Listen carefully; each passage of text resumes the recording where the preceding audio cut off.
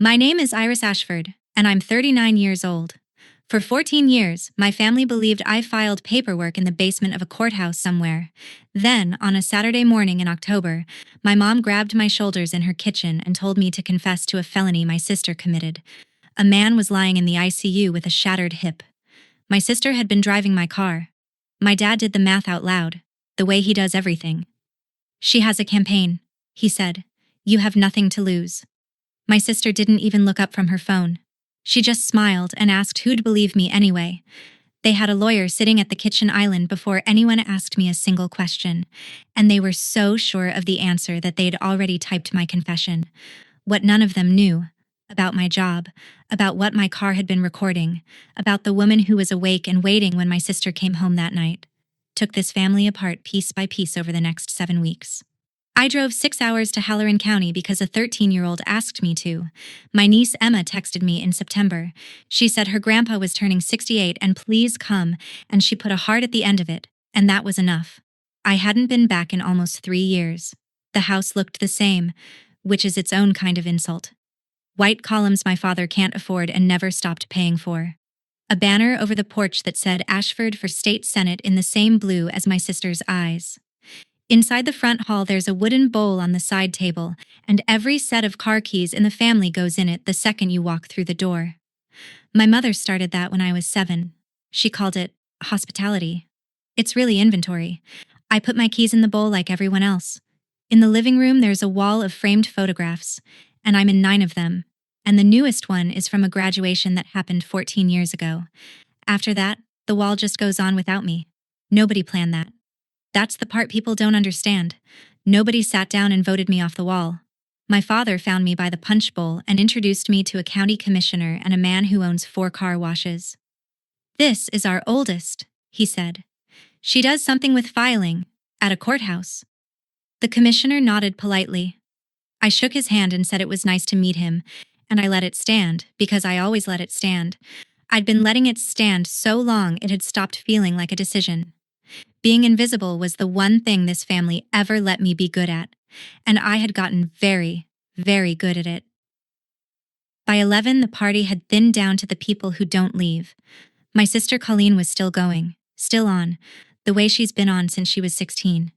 She has a face that knows where the camera is even when there isn't one. She'd had wine.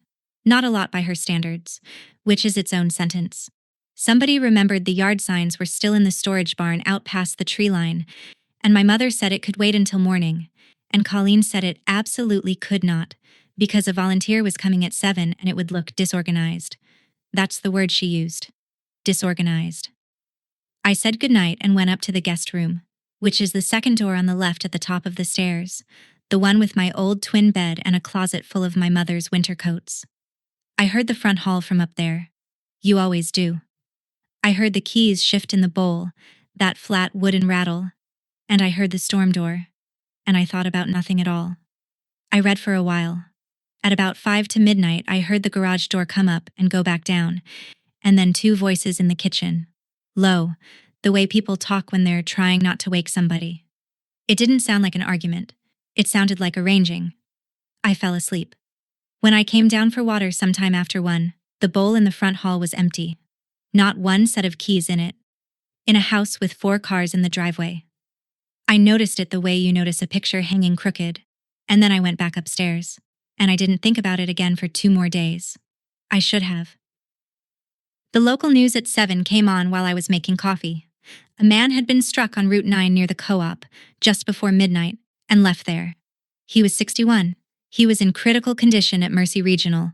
Witnesses had seen a dark SUV heading east and part of a plate. The anchor moved on to a high school football score. I stood there with the coffee pot in my hand and felt the house change temperature around me. My father had been in his study with the door shut since 6, which never happens on a Saturday, and I could hear him on the phone using the voice he saves for people who owe him something. Colleen didn't come down. My mother said she had a migraine. Then I went out to the driveway for my bag and found my mother already out there, in a cardigan over her nightgown, wiping the inside edge of the garage door frame with a dish towel. At 7:15 in the morning, she smiled at me and said the pollen this year was unbelievable. My SUV was parked at the end of the row, and it was not where I'd left it. I'd backed in, the way I always do. It was nose in. I walked around to the front of it. The right headlight housing had a crack running through it like a dropped windshield, and there was a scrape of something pale along the bumper, and the whole panel was clean. Not clean like a car. Clean like somebody had gone at it with a rag. I stood there with my hand on the hood, and my mother came up the driveway behind me, and she didn't ask what I was looking at. She just said, "Come inside, Iris. Family meeting." Dale Whitfield was already at the kitchen island. He's been my father's lawyer since before I could drive, and he taught me to cast a line off the dock at Kettle Lake when I was 9, and he had a legal pad in front of him and a cup of my mother's coffee, and he'd been there long enough to finish it.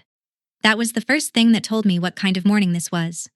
They didn't call a lawyer after they talked to me. They called a lawyer instead of talking to me. My father came in and sat and did not say good morning. They started talking, and I want you to understand how they talked, because it's the whole thing. Nobody said, "Is he going to live?" Nobody said his name.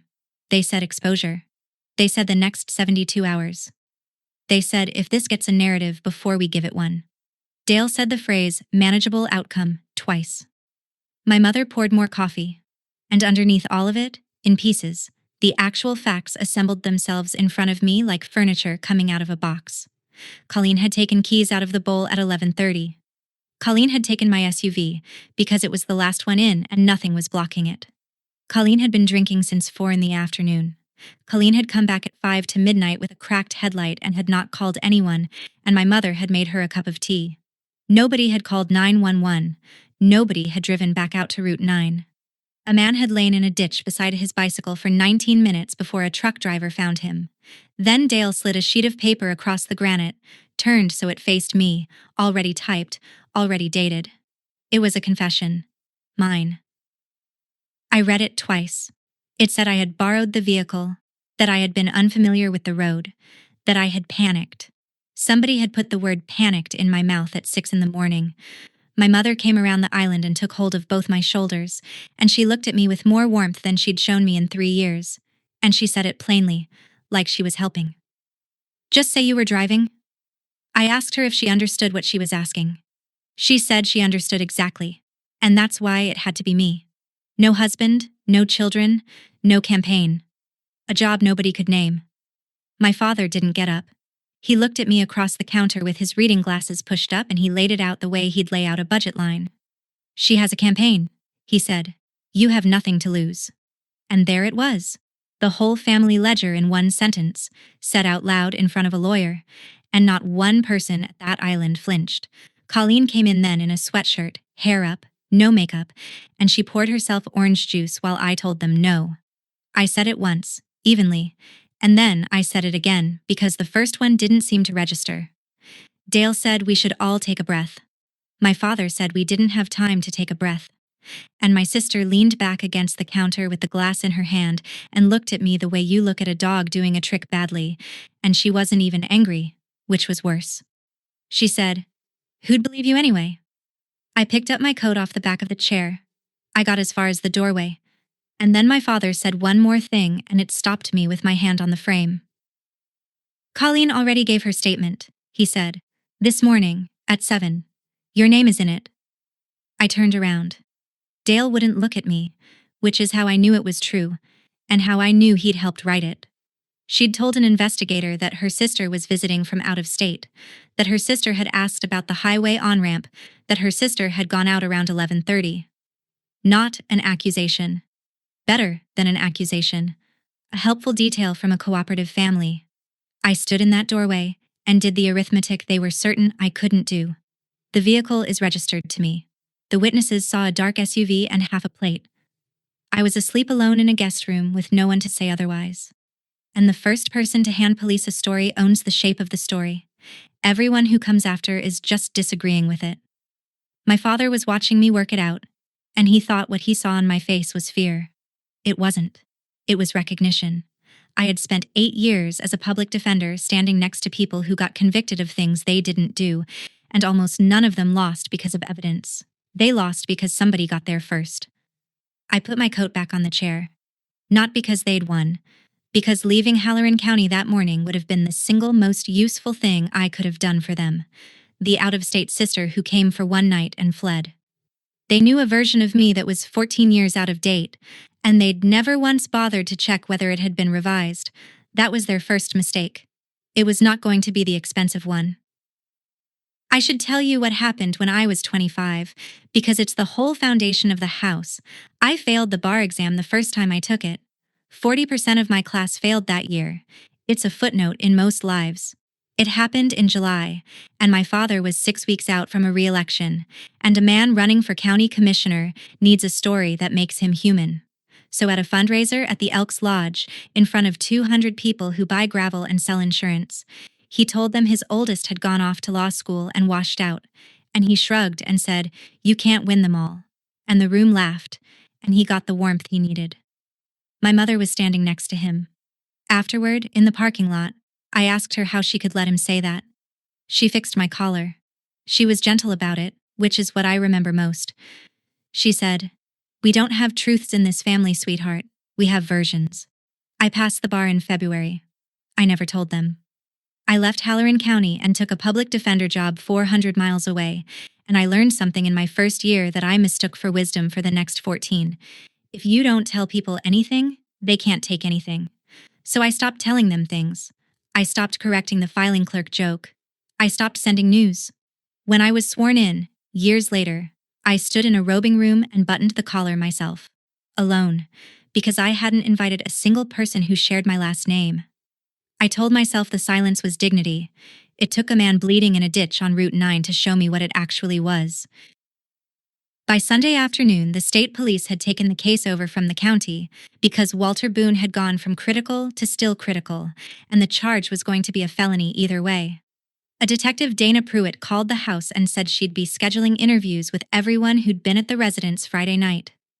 My father took that call in the hallway with his hand over the receiver. Then Dale came back at 4 with a cleaner draft of my statement. The word panicked was gone, replaced with became disoriented. And he set it on the coffee table and said there was no rush. And then he said the county attorney's office would want something by a week from Thursday. Which is a rush. That's how it works. Somebody tells you there's no pressure and then hands you a deadline in the same breath, and you're supposed to hear the first part. I went out to the porch and called a woman named Renee Okafor, who I'd sat across from in a courtroom 9 years earlier and had never forgotten, and I told her everything in about 4 minutes. She asked 2 questions. She asked whether I'd said anything to any investigator. I hadn't. She asked whether I'd touched my vehicle. I said only the hood. She said good. And then she said, "Don't touch it again. And don't be alone with any of them. And I'll be there Tuesday." I sat on that porch after we hung up and looked at my SUV at the end of the driveway with the cracked headlight. There was one thing in that car none of them knew existed. It had been recording since the moment somebody turned the key. And the problem, the whole problem, for the next 5 weeks, was that I couldn't just go take it. People think a modern car is a car. It isn't. It's a witness that never blinks and doesn't care who pays for it. Mine is a 2023, and it does 3 things nobody thinks about when they buy one. It keys the driver profile to the fob, so the seat and the mirrors move to whoever's holding it. It pairs to a phone automatically, and it writes that down. And it has an event data recorder that wakes up when the airbag sensors feel a hard enough impact and saves the 5 seconds on either side of it. Speed, brake, throttle, steering angle. I sat in the passenger seat Monday morning with the door open and 1 foot on the driveway, and I turned the screen on and did not touch anything else. The driver profile was set to guest. The seat was 4 inches forward of where I keep it. And under the phone menu, in the list of paired devices, there was one that hadn't been there Friday morning. Colleen's iPhone, connected at 11:31 at night, disconnected at 11:57.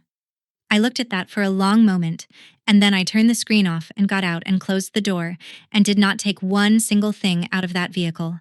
And I want to be clear about why, because it's the most important decision in this entire story. I'm a federal judge. I have thrown out evidence for less. If I pulled that data myself, out of my own car, as the person they were about to accuse, every hour of it becomes a question about me. At breakfast, Dale mentioned that the family would take care of getting the headlight fixed. There was a body shop in Delacorte that could take it Wednesday. I said that was thoughtful of him. Then I went upstairs and called my insurance company.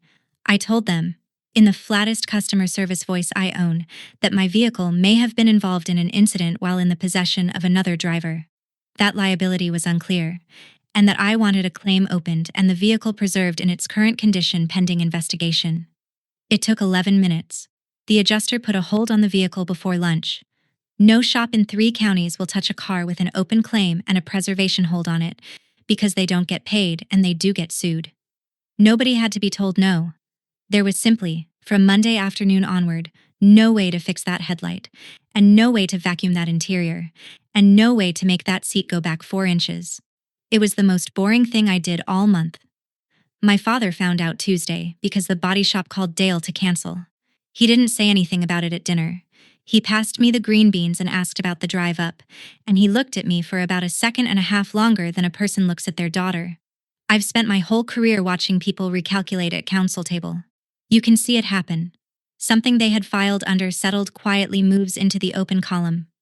He was starting to wonder whether the daughter he'd written off in a parking lot 14 years ago was actually the person standing in his kitchen. He didn't ask. Asking would have required believing there was something worth knowing. My mother refilled his water and said the beans were from the farmer's market, and everybody agreed that they were good. On Wednesday, I drove to Mercy Regional and sat in the surgical ICU waiting room for 2 hours, in the corner, and I did not tell anyone who I was, because I wasn't anyone there and had no business being anything else. Walter Boone's wife was in the chairs by the window. Her name is Sharon. She had a canvas bag with a crossword book in it that she never opened. A nurse came to update her, and Sharon did what everyone does with medical people. She tried to make him a person instead of a hip. She said he'd worked the line at the Blue Star Diner for 30 years, and he could plate 40 covers an hour and never once got an order wrong. She said the truck needed a transmission, $1,800, and Walter had decided in August that he'd ride the bike until Christmas and put the difference away, because that's what he does. He decides things and then he just does them. She said, he's got a helmet. He wears the helmet. She said that twice to the nurse, like the helmet was an argument she needed to keep winning, and on the corkboard by the coffee machine, between a flu clinic notice and a church bulletin, somebody had pinned up one of my sister's campaign cards. Her face, that smile, the blue. And under it, in white capital letters, the slogan her consultant had focus grouped in June. Accountability for Halloran County. I looked at it for a while. Then I got up and put $4 in the vending machine and bought Sharon Boone a coffee she didn't ask for, and I set it down next to her, and I left before she could ask me what my name was. Thursday morning, I went to see Dale Whitfield alone, at his office above the pharmacy on Main, because there was still a version of the world in my head where a decent man had gotten swept into something and needed one honest conversation to find his footing. He has a photograph on his wall of himself and my father and 2 other men holding up a stringer of walleye at Kettle Lake in 1998, and I am in the corner of that photograph, 11 years old, holding the net. He poured me coffee in a mug that said, "World's okayest golfer." I told him the whole thing. Not as a suspect, not as a lawyer.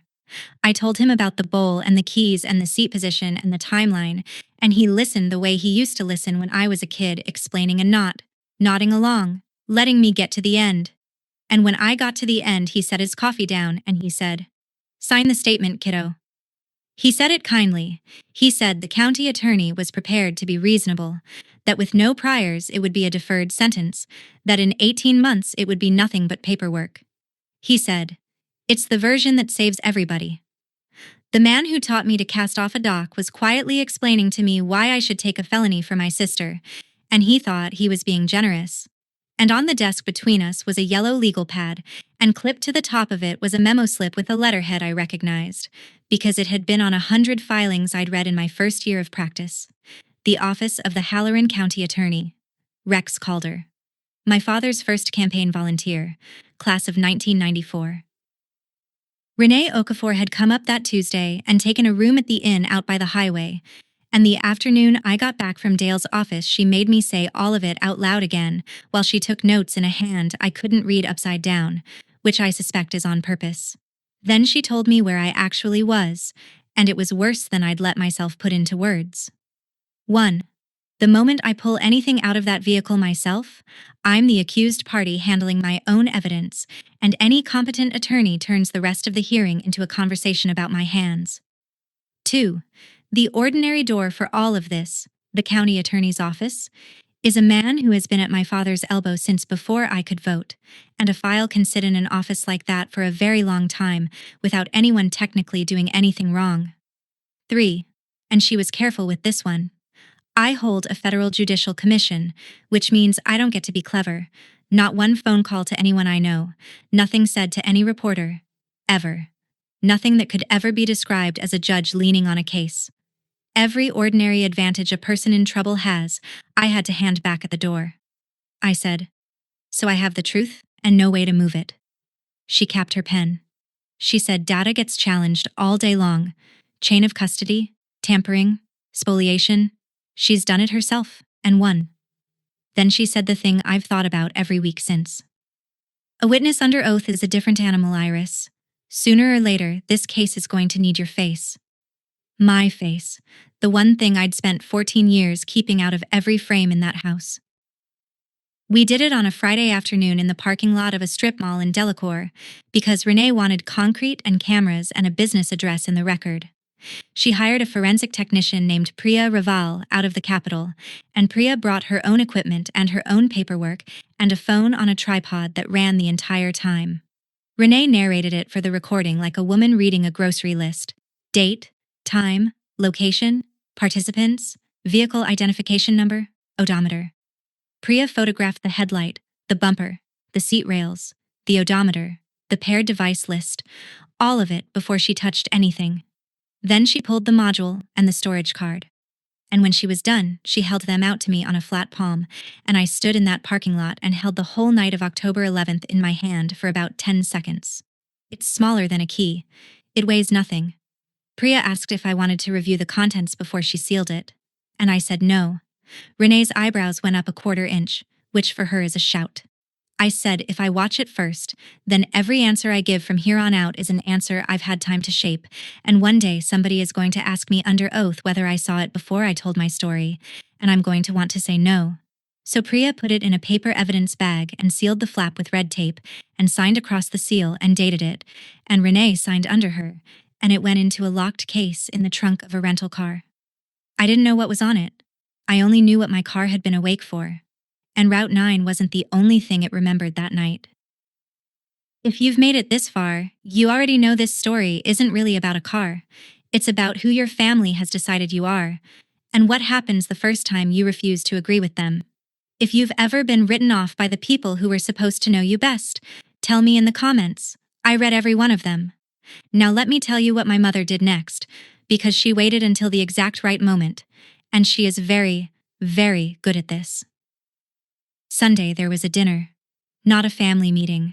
A dinner with the good plates, and pot roast with the little onions, which I have loved since I was 6, and had not been served in this house in over a decade. My mother had gotten out the album, the fat green one, and it sat at the end of the table like a third course. Emma was there and was allowed to stay up. My father asked me about the district I lived in and listened to the whole answer. Colleen passed me the rolls and said she liked my haircut. It was the warmest room I had been in with these people since I was in my 20s, and every single degree of it was on purpose, and knowing that did almost nothing to protect me. After Emma went up, my mother put her hand flat on the table and made the offer. Dale had spoken to Rex. A plea to a reduced count. No jail, community service, a deferred judgment that seals in 18 months. And then she said the part she had been saving, and she said it softly, looking right at me. And you'd be part of this family again, Iris. Really part of it. Sunday dinners, Emma's birthdays, all of it. 14 years I had been standing outside that window, and my mother finally opened the door, and the price on the door was a felony and a man in a wheelchair. The terrifying thing wasn't the offer. I've been offered things by better manipulators in worse rooms. The terrifying thing was sitting at that table with the pot roast and the onions, feeling how much of me still wanted it, and understanding for the first time that they had always known exactly how much. Walter Boone woke up on the 18th. I heard it from a nurse's aide who recognized me from the waiting room and assumed I was a cousin. He'd come out of the second surgery, they'd gotten the rod in the tibia, and on the 22nd they got him vertical for the first time. I was down the hall when they did it. 2 physical therapists, a walker, and a 61-year-old man with a hip full of hardware trying to move 8 feet across a room. It took him 4 minutes. When he got to the chair, he made a joke I couldn't hear, and both therapists laughed, and Sharon stood in the doorway with her hand over her mouth. My father had told me I had nothing to lose. I sat in that hallway and counted what Walter Boone had already lost. 30 years of standing on a line for 8 hours. Gone. The doctors were saying he'd walk with a cane and he'd never do a full shift again. $1,800 for a transmission he was saving toward while riding a bicycle at night in October. 19 minutes in a ditch. And in the waiting room on my way out, the television bolted up in the corner was showing my sister at a podium in front of the county building in the navy blazer, saying that her family was cooperating fully with the investigation and that her heart was with the Boone family at this difficult time. She'd found exactly the right catch in her voice. I have watched a lot of people testify. I could not have told you it was fake. The press conference wasn't a defense. It was a frame. 2 days later, the Halloran Register ran a piece about the investigation, and buried in the 11th paragraph was a sentence attributed to a source close to the family. The source said the vehicle belonged to a sister who was estranged from the family, who lives out of state, and who had been having a hard time. That's all. 3 facts. All technically true, arranged into a person. Estranged. Out of state. Having a hard time. I read it in a motel parking lot and felt something I hadn't felt since I was 25, which is the particular vertigo of watching a version of yourself get built by people who share your last name and knowing that the version will always travel faster than you will. That evening, Emma texted me for the first time in a month. She's 13. She wrote, "Aunt Iris, did you really do it? Nobody will tell me anything." I sat on the end of a motel bed and typed and deleted about 6 answers. I wanted to tell her everything. I wanted to tell her that her mother had been drinking since 4 in the afternoon and had left a man in a ditch and let her aunt's name go into a police statement, and every word of that would have been true, and I would have been doing to her exactly what her grandfather did to me at a fundraiser in 1998. So I wrote, "I did not. I promise you, I'll tell you the whole thing when it's over." And I put the phone face down, because when I told that kid the truth, I wanted it to be provable, and those are 2 different things. I drove the 6 hours home on a Wednesday for 1 day, and it was the loneliest 24 hours of the whole thing. I went to see the circuit's ethics counsel, a small, precise man named Howard Lynn, who has an office with no windows, and I self-reported before anyone could discover anything, which is the only move that has ever worked in the history of this kind of trouble. I told him a member of my immediate family had implicated me in a state criminal matter, that I was likely to be a witness, and that I intended to cooperate fully. He wrote it all down. Then he gave me the rules, and they were the rules I already knew and had been hoping he'd soften. I do not identify myself by office in connection with any of it. I do not contact anyone at the county attorney's office, or the state police, or any court, in any capacity other than as a private citizen represented by counsel. I make no public statement of any kind. If a reporter calls, I say nothing. He said, "You understand that in practice this means you will have fewer options than an ordinary person, not more." I said I did. Before I left the courthouse, I stopped in my chambers, which were dark, and stood there for a minute. The robe was on the back of the door where it always is. I have worn it for 2 years, and it has never once made me feel like the person my family thinks I am. It has only ever felt like a thing I borrowed from a serious institution and had better take care of. I locked the door and drove back to Halloran County with 1 suitcase and no title at all. Whatever came next, I'd be facing it as nobody in particular, which, lucky for me, was the role this family had been training me for my entire life. Thursday came and I didn't sign. There was no scene. I sat in my mother's living room and said I would not be signing anything, and my father folded the newspaper and said, "All right," and that was the whole conversation. Then the house started to close, 1 room at a time, in the polite way. Friday, my mother mentioned that her sister was coming through and would need the guest room, so I moved to the Halloran Inn out by the highway, which has 40 rooms and a waffle machine and a view of a grain elevator. Monday, a letter came from Dale Whitfield's office, on his letterhead, addressed to Renee. It said his firm represented the Ashford family. It said that any suggestion Colleen Ashford operated the vehicle was contradicted by the family's recollection. And it said, in a sentence that took me 3 readings to fully appreciate, that the family would, if necessary, describe how the vehicle had been made available to another driver that evening by its owner, with knowledge of the circumstances. There it is. If I wouldn't be the driver, they'd make me the person who handed the keys to a drunk. Same felony neighborhood, softer paperwork, my name in it either way. And that afternoon, Detective Pruitt called my cell and asked whether I could come in Wednesday morning to the state police post in Brannigan, and then she said, in the flat way that people say things they've decided to say a certain way, and please bring your counsel. I hung up and sat on the end of that motel bed and understood that I had been formally moved into a category. The state police post in Brannigan is a brick building with a flag and a vending machine that only takes exact change. Renee met me in the lot. Dana Pruitt is about 45, and she has the specific patience of somebody who has been lied to professionally for 20 years and stopped taking it personally around year 6. She started by telling us 2 things, which I did not expect, and which changed the shape of the month.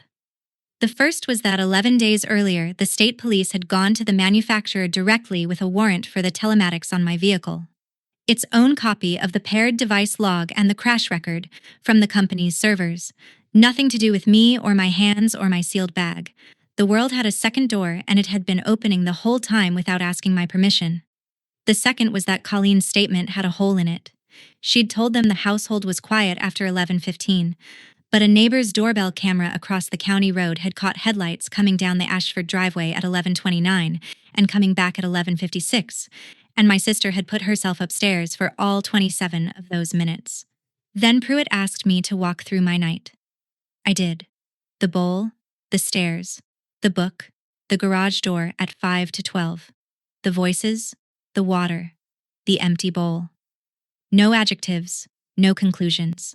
When you've listened to 10,000 witnesses, you learn that the honest ones are boring and the liars are vivid. At the end, she flipped back a page, stopped, and read something twice.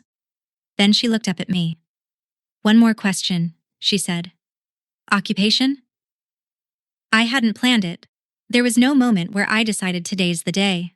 She asked a routine question off an intake sheet and I answered it, because you answer questions from investigators truthfully, or you don't answer them at all, and there is nothing in between that ends well. I said, "United States District Judge." The room went quiet. Renee looked at the table.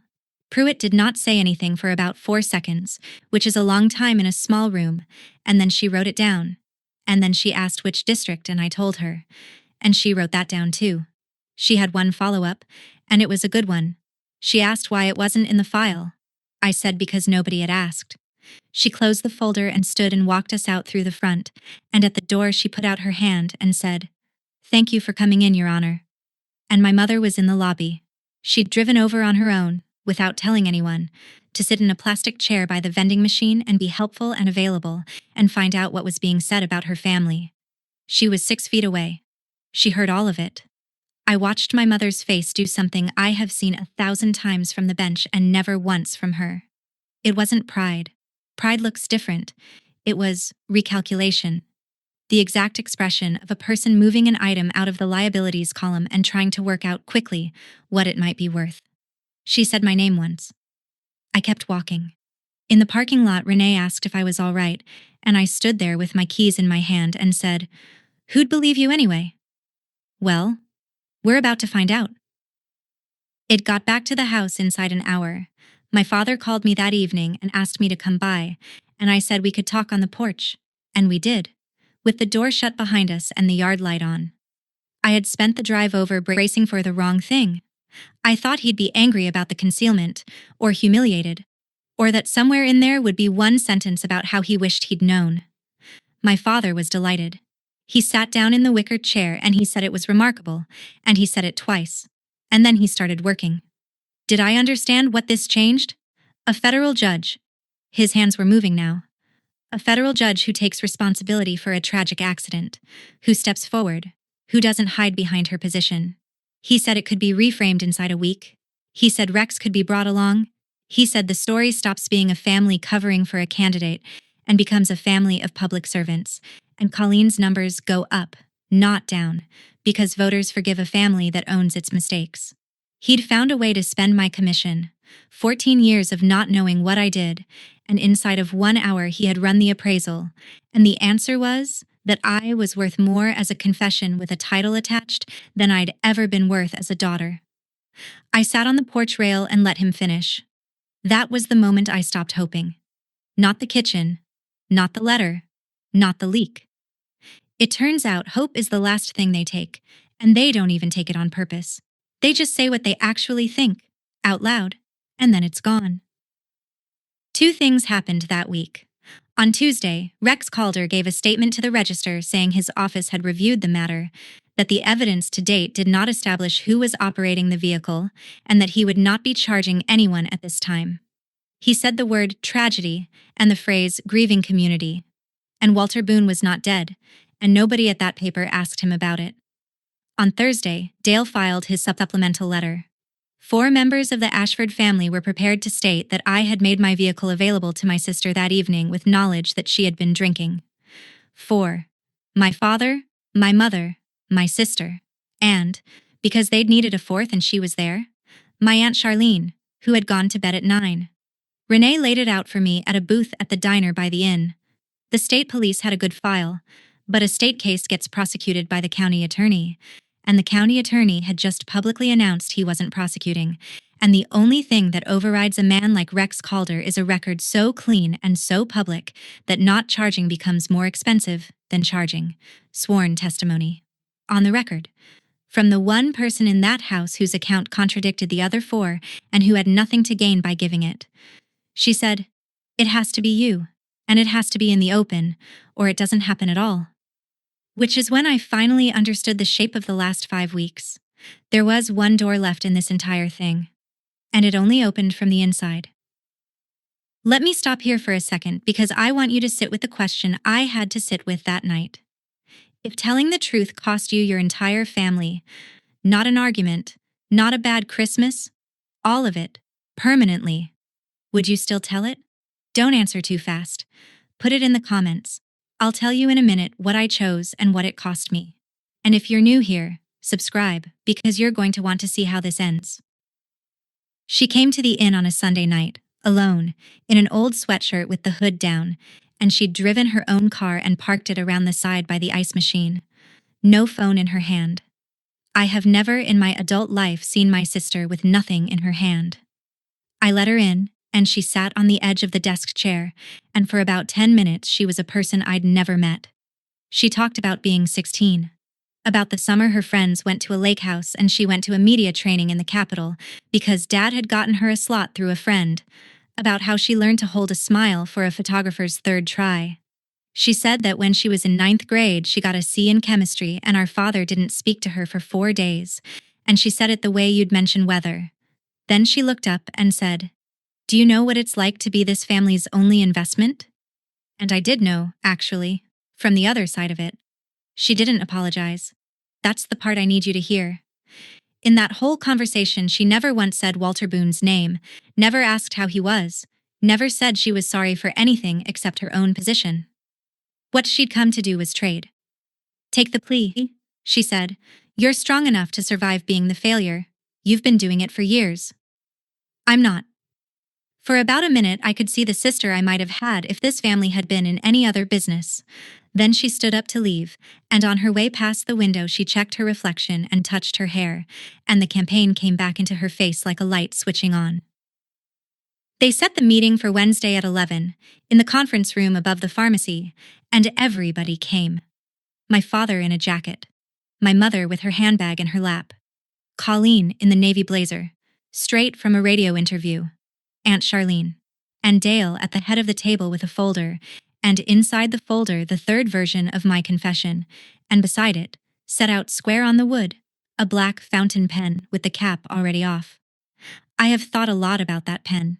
He'd uncapped it before I walked in. That's a man who has never once been told no in this room. Renee sat down and opened her briefcase and I picked the pen up. I did. I want to be honest about it. I held it. And then I set it down on the table and pushed it a few inches away, and I said no in a voice I didn't have to raise. Then Renee started reading.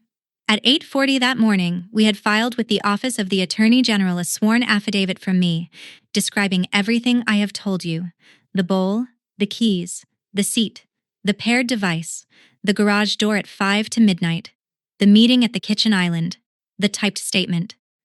Attached to it, a formal request for appointment of a special prosecutor on the grounds that the county attorney has a documented 32-year political relationship with a person of interest. Attached to that, a chain of custody affidavit from Priya Raval and a transfer receipt for one sealed evidence bag delivered that morning to the state police post at Brannigan. My father said my name. My mother said it 3 times in 3 different registers, all the way to the door. The sharp one, then the soft one, then the one from when I was small. I didn't turn around. 14 years I'd been the quiet daughter of the Ashford family, and she died in that doorway on a Wednesday morning, and I left her sitting at the table with the pen. That night, something slid under the door of room 14. An envelope, no stamp, my mother's handwriting. There was no letter in it. There was a photograph. And it was me at 7 years old on the front steps in a red coat, holding a cat we had for 2 years, and on the back in ballpoint it said, "Kitchen, tomorrow, 9. Come alone, please." She'd underlined please. So I sat at that kitchen island for the second time, in the same seat, with the same coffee, and my mother told me what she had never told anyone. On the night of October 11th, she did not go to bed. She stayed up because there were still 4 people in her yard and a caterer's van in the drive, and she was in the front room at 5 to midnight when the garage door went up. She met Colleen in the kitchen. My sister's hands were shaking so badly she couldn't get the tea out of the box, and my mother went out through the mudroom and stood in the garage and looked at the right front of my vehicle, at the crack and the pale scrape, and she came back in, and she took every set of keys out of the wooden bowl in the front hall and put them in her cardigan pocket. Not so no one could drive, so that at 7 the next morning, when the news came on, nobody would be able to say what had been where. She'd known since 11:58 that night. She'd known when she wiped the door frame. She'd known when she poured Dale his coffee. She'd known when she came around that island and put both hands on my shoulders and looked in my face and told me to say I was driving. I asked her why she was telling me now. She reached across and took my hand, and she was crying, and she was completely composed, and I realized she hadn't come to confess. Confession requires regret. She had come to negotiate. The hearing was the next morning at 9:30.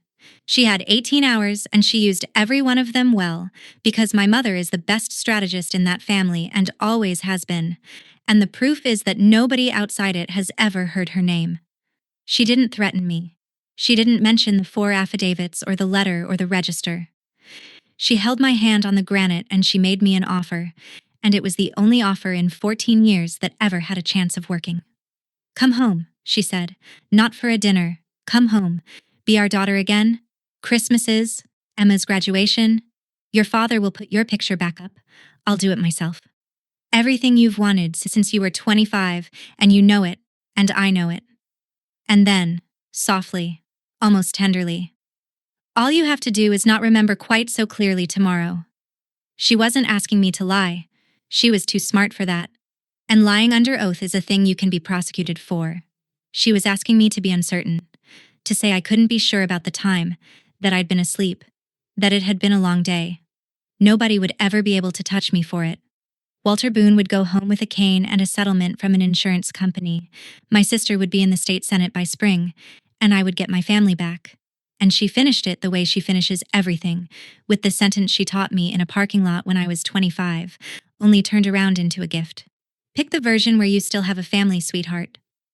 I looked at the wall past her shoulder, at the photographs that stop in the year I turned 25, and I gave her my answer in one sentence, and then I drove back to the inn and slept for 6 hours, which surprised me. What I said to my mother in that kitchen was this: "Mom, I've spent 14 years being the version that was convenient. Tomorrow I'm going to be accurate." Then I said I loved her, because it was true, and because I wanted it on the record between us. And then I left. The Halloran County Courthouse is a limestone building from 1911 with 9 steps and a bad handrail, And at 20 past 9 the next morning, there were 2 television cameras from the Capitol and 3 reporters at the bottom of them. They knew by then. Somebody at the register had run the appointment down. The headline that morning had the word judge in it, in capital letters, next to my last name. Forever. A woman put a microphone near my face and asked me if I had any comment on my sister. I said no comment. She asked if I was here in my official capacity. I said I was here as a witness. She asked one more. Something about the family, and I said no comment, and I went up the 9 steps and through the doors, and I did not stop. And there is no clip of me anywhere saying anything about any of it. And that was the entire strategy, and it cost me more than anything else in this story. My father had told me I had nothing to lose. He was right. In a way he'd never bothered to look at closely. I had nothing they had ever counted. My name, my oath, and my spine. And I was about to spend all 3 of them in one morning. Inside, the courtroom smelled like old radiators. And in the first row on the aisle, in a wheelchair, with a cane across his lap and his wife beside him, was Walter Boone. The special prosecutor was a man named Grant Ellery, appointed 8 days earlier out of the Attorney General's office, and he had the gift of asking short questions. I was sworn at 10:15. I sat in a wooden chair in a room with a ceiling fan that clicked once every rotation, and I told it in order. The bowl in the front hall, and what my mother started at 4. The keys going in at 4 in the afternoon. The wine at the party. The yard signs and the storage barn. The stairs, the second door on the left, the rattle of the bowl, the storm door, the garage at 11:56, the voices, the empty bowl at 1 a.m., the news at 7, the dish towel, the crack in the headlight housing and the seat 4 inches forward, and the paired device that said 11:31 at night, the lawyer already sitting at the island, the typed statement with my name on it and the word panicked in it, which somebody later changed to became disoriented. I did not editorialize once. Priya Raval had testified before me and put the sealed bag in the record, red tape and signature and date, opened in front of the clerk, matched line for line against the manufacturer's own telematics that the state police had pulled independently weeks before I ever handed anything to anybody. Then Colleen's attorney stood up for cross, and he was good, and he went exactly where I would have gone. He asked how a family could possibly fail to know that their own daughter sat on a federal bench. He said it twice, with the right amount of disbelief, and he turned toward the gallery when he said it, because he wanted the room to hear how absurd it was, and he was right that it was absurd. I let the fan click twice. Then I said, because I helped them not know. For 14 years I made it easy. That's my share of this, counselor, and I've finished paying it. He asked me to clarify, and behind him, at the defense table, my sister started talking to her lawyers back. Here is a thing I have learned from 11 years around criminal courtrooms. People who are coached for cameras are the worst witnesses alive because a camera never interrupts you and a courtroom does nothing else. Her attorney told her to sit down. She didn't. She stood up at the defense table in the navy blazer with her hands out, palms up, the gesture she uses at the end of a stump speech, and she started to reframe. She said this had been turned into something it wasn't. She said her sister had been out of the family for years, and there was context the court wasn't hearing. She said the word narrative out loud in a courtroom, which is a thing you can only do if you have never in your life been in one. The judge told her twice that she would have her opportunity, and on the 3rd try, she got to the end of the sentence she'd been circling for 7 weeks, and it came out of her at full volume in a room with a court reporter in it. It was one mistake. One. People like her get to fail their entire lives, and it costs them nothing. I don't get even one. Nobody moved. Walter Boone looked at the floor. In the 3rd row, my mother put her hand over her mouth, and I don't know to this day whether it was for her daughter at the table or her daughter in the chair. Then the judge gavelled it, and it was over in the flat administrative way these things are actually over. Probable cause found, bound over for trial, conditions of release modified, surrender of passport, a subpoena issued that afternoon to Marjorie Ashford regarding the location and handling of a set of vehicle keys on the night of October 11th. And I sat in that wooden chair while the room emptied and thought about my sister asking me who'd believe me anyway, under oath, with the truth, and a technician's signature across a seal? Everyone, Colleen. That's the entire point of the building. She took a plea in February to felony leaving the scene of an accident involving serious injury. 60 days in the county jail, 3 years of probation, restitution, license suspended for a year. She withdrew from the race in a statement that ran 90 seconds and thanked her supporters. Dale Whitfield is under investigation by the state bar for his conduct in the preparation of a statement for an unrepresented party, and he has not written to me, and I don't expect him to. Rex Calder announced in April that he would not seek another term and joined a firm in the capital that does municipal bond work. My parents were not charged. Ellery looked at it hard and told Renee the truth. Proving what my mother did with a set of keys in her own house, past a jury, was not a case he could win. I want to be honest about how that sat. It sat badly for about a month. Then it stopped. A courtroom is a narrow instrument, and it was never going to give me what I actually needed, and by spring I understood that what I actually needed had already happened in a doorway above a pharmacy. The party organization slotted a county supervisor into my sister's spot by March, and he is pulling fine. My father still has his table at the Legion breakfast. Nothing was cleansed. That's not what happens. Walter Boone went back to the Blue Star in December, 4 hours a day, 3 days a week, on a stool they bolted down for him next to the flat top. The civil side settled with the insurer in the spring. It isn't enough, and it's more than he'd have gotten. And he bought the transmission, and then he bought Sharon a greenhouse. I stop in whenever I'm in the county on paperwork, which I still am, and he lets me buy a coffee, and then he charges me for the pie. Howard Lynn closed my ethics file in March with a 2-line memo. Judge was a fact witness in a family matter, no use of office, no violation. And on the shelf in my chambers, behind the desk, where most judges put a photograph of their family, there is now a picture of an old man in an apron standing outside a diner with one hand on a cane and the other on my shoulder. In May, Emma texted me. She wrote, "Mom says I'm not supposed to text you, but nobody will tell me what actually happened." I typed for a long time. Then I told her the truth. All of it. In the plainest language a 13-year-old could carry. And I did not make either of her parents a monster, and I did not make them innocent. She wrote back, "Thank you for saying it straight. Nobody ever says it straight. There's one more thing, and it's small, and it's the reason I'm telling you any of this. In June, a new clerk started in my chambers, 24 years old, nervous, very serious about the coffee. And on her second week, in the middle of nothing, she asked me whether I had family nearby. A year ago, I would have said no and let it go by, the way I let everything go by for 14 years, and she would have written me down as private and been right. Instead, I heard myself say it out loud. The entire true sentence. No, my family's 6 hours away, and we're not in contact. And it's because my sister injured a man with my car and my parents asked me to take the charge, and I testified. She didn't know where to put her face. I told her it was all right, that people mostly don't know what to say and they don't have to. Then we went back to the motion calendar. My mother was right about one thing, and I've decided to let her keep it. Families do run on stories. That part is true. But I'm done telling versions.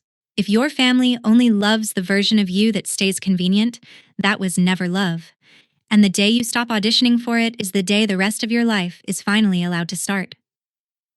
That's my story. One empty key bowl, one sealed evidence bag, and one signature I never gave. If there's someone in your life who has you filed away as the family failure, hear me. You do not owe anybody a smaller version of yourself. Not at Thanksgiving. Not ever.